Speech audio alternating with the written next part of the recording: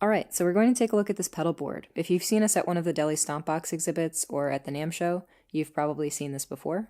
But for those of you who haven't, we thought we'd make this little video to give you kind of a basic introduction to everything that we make.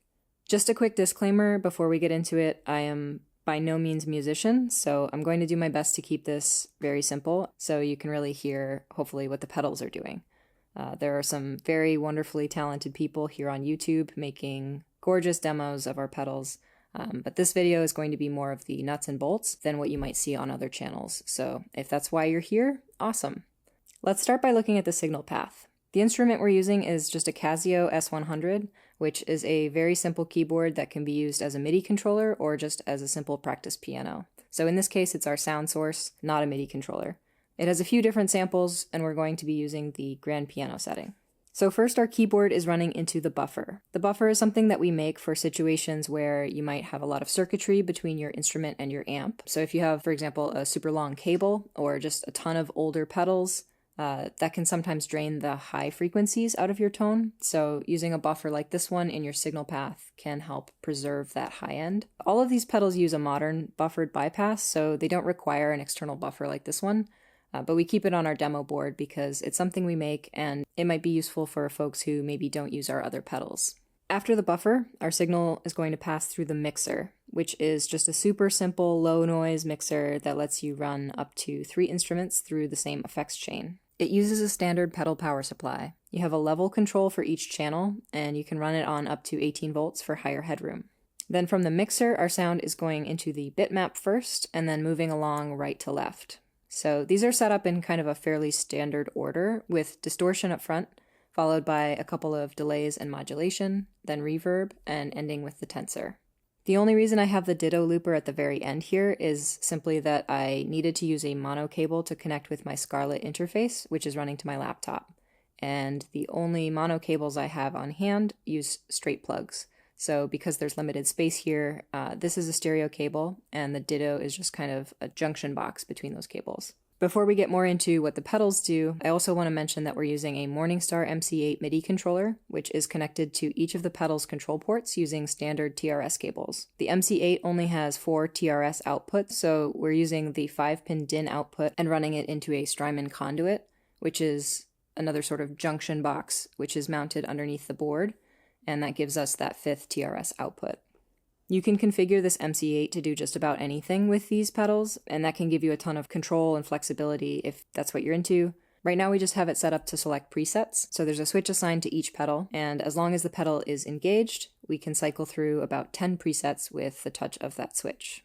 We also have a switch assigned to change feedback modes on the particle, which is something new, and we'll touch on that a bit later. The last thing to know is that everything here is being powered by a Strymon Zuma, which we have mounted underneath the board.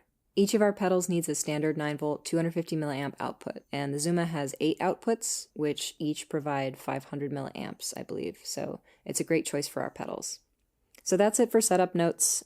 Let's get into the pedals. If you're familiar with Red Panda history, you might know that our first product was actually a Bit Crusher, one of the Line 6 Tone Core modules back in 2009. The original Bitmap was sort of an outgrowth of that first design, and we've added a ton of flexibility in this second generation. Most early video games and a lot of early samplers used 8-bit sounds or 12 bits, so the typical Bit Crusher can make whatever you play sound lo-fi compared to today's 24-bit standard. So the crush knob is going to give us that fractional bit reduction all the way down to 1 bit. You can adjust the drive control to affect when that sound starts to sputter out and break apart.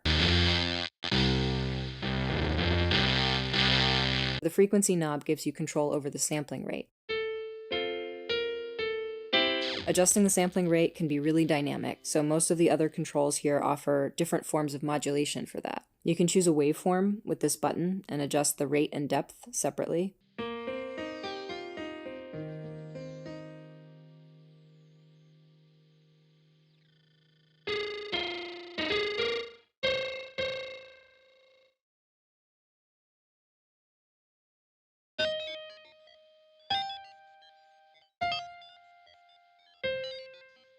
Or you can modulate the sampling rate up or down according to the envelope of your signal.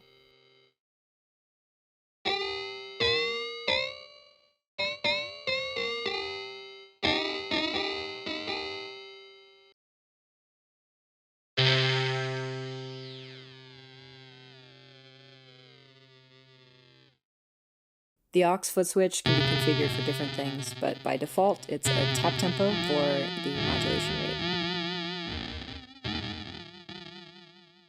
The bitmap is also capable of wave shaping, wave folding, and using a window comparator for extreme digital distortion. It gets pretty deep, so we'll cover that in a separate video. Next up is the raster, which at its most basic level is a delay with pitch shifting and modulation. It's set up to let you create your own effects with it, so almost any effect that you can think of, from your standard delay to chorus, flanger, octave, tremolo, and so on, those are all built with the same few building blocks, and raster is designed to give you those fundamental building blocks so that you can create classic effects or entirely new sounds. The second foot switch engages the pitch side of the pedal for shifting either in semitones, smooth detuning, or frequency shifting.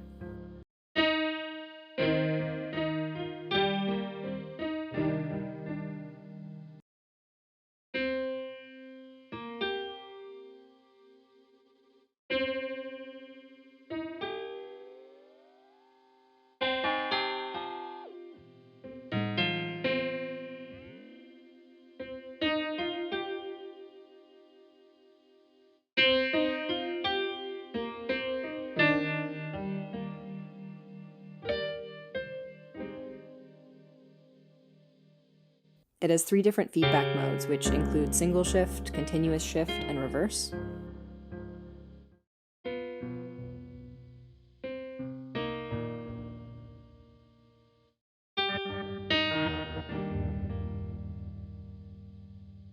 The feedback can be tuned to repeat forever without distorting at this infinity point.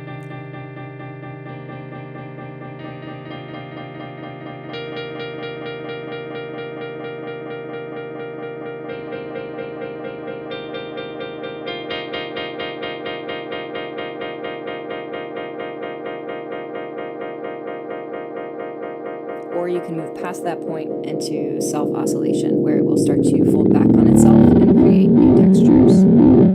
All of the alt controls are labeled in gray, and those are mainly advanced stereo options, but you also have a high and low pass filter with this knob right here. These switches allow you to assign the modulation to time, pitch, or amplitude, or set up different stereo paths and note divisions. You have 7 waveforms to choose from, as well as envelope and inverse envelope modulation. So there's a lot to dig into here. After the raster, we have the particle, which was the first pedal we made after the initial Bit Crusher module, and it's the one most people probably know us for. Particle is a granular delay, which applies the techniques of granular synthesis to a delay line. So essentially it takes your incoming sound and chops it into pieces, and then you can manipulate those grains of sound in a variety of ways to make different textures. There are 8 modes to start from, and you can start with a standard delay in almost every mode, and then make small adjustments for subtle variations. The chop and the feedback knobs serve the same function in every mode. Chop controls grain size, and feedback gives us repetitions. The delay pitch knob serves one of 2 functions. In the black modes, it's delay time, and in the white modes, it controls pitch. Param knob does something different in each mode. So for example, in the pitch delay mode, we can create this wash of randomly pitch shifted grains, and then param lets us adjust that amount of variability or randomness. We can engage a sample hold or a freeze with the left foot switch.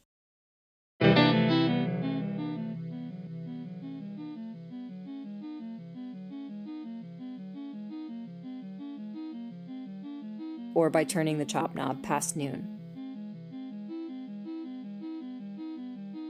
You can also use the left foot switch for tap tempo, and you can set note divisions for different parameters by holding the bypass switch and turning the knobs. Those additional feedback modes we mentioned earlier are available through the web editor, so you can connect to your computer, try out different repeat patterns, and save the settings that you like.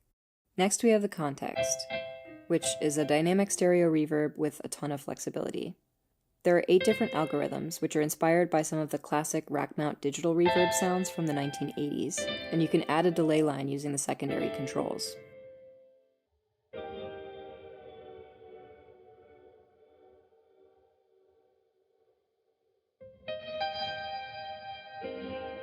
It has high and low damping, which can add or cut frequencies, so it sounds fantastic on a lot of different instruments, from violin to bass.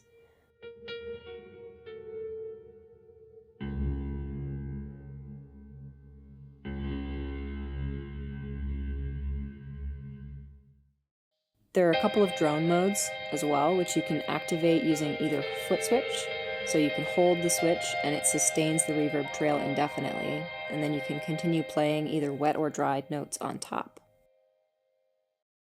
Adjusting the modulation will change the character and the amount of the modulation that you hear, and that's going to vary based on what mode you're in. So for example, in the spring mode, it creates a tremolo effect.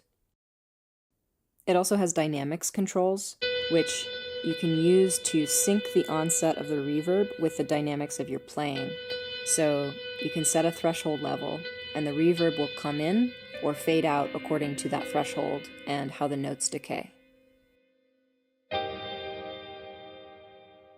Finally, we arrive at the Tensor. The Tensor is a pedal that was designed to produce tape machine effects in a live setting. It has separate controls for speed, pitch, and duration, so that you can combine and play with those elements of time in different ways.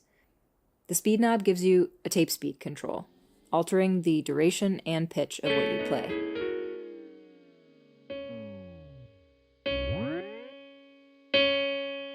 We can move from full speed normal playback to a tape stop in the middle, and then move back to full speed in reverse.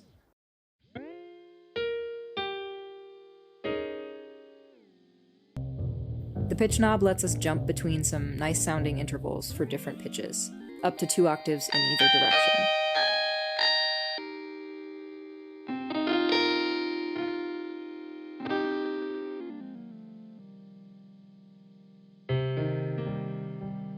The time knob lets us change the duration of what we play without affecting the pitch. In real time, this gives us time stretching. If we use the hold switch to record a loop, we can also compress time for faster playback with no pitch shift.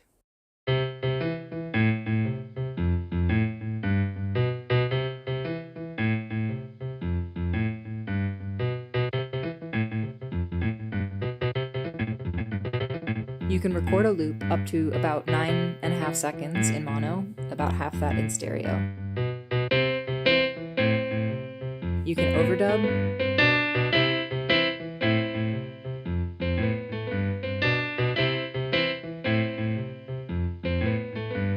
or record single layer loops, or even create a delayed loop that will follow you and continue to turn over as you continue to play.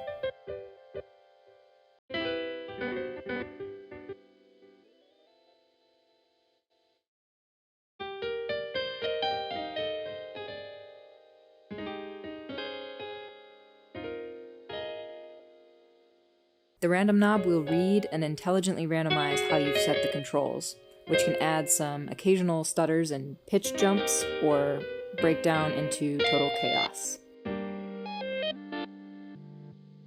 The Tensor is always listening, which means that it will record what you play even in bypass. So this lets you instantly affect what you've already played. For example, you can play a phrase and then rewind it, or double the pitch. You can set both foot switches to be momentary or latching, which allows you to do those instant effects more easily. So that about covers the basics of what we have here. Obviously, there's a lot more we could get into in terms of deeper functions, the web editor, different situations, but if you have any questions, please feel free to leave them in the comments, and we look forward to answering those as best we can. Thanks so much for watching. We'll see you next time.